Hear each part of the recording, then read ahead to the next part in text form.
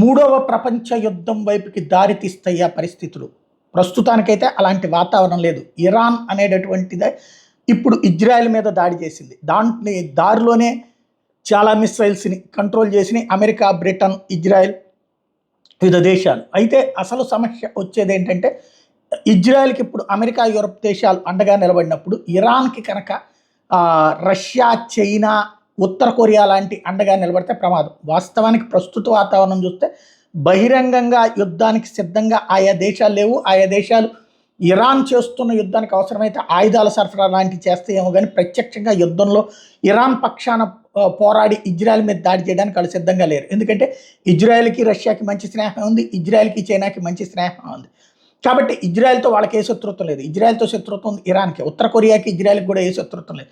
కాబట్టి శత్రుత్వం లేని దేశంతో ఇరాన్తో మిత్రత్వం వలన వాళ్ళతో శత్రుత్వం పెట్టుకునేటటువంటి పని చెయ్యకపోవచ్చు. చేస్తే మాత్రం వీళ్ళందరూ ఒక కూటమైతే అటు పక్కన ఇజ్రాయెల్, యూరప్ దేశాల కూటమైతే కనుక మూడో ప్రపంచ యుద్ధానికి దారి తీయచ్చు. ప్రస్తుతానికి ఆ పరిస్థితి ఉండకపోవచ్చు.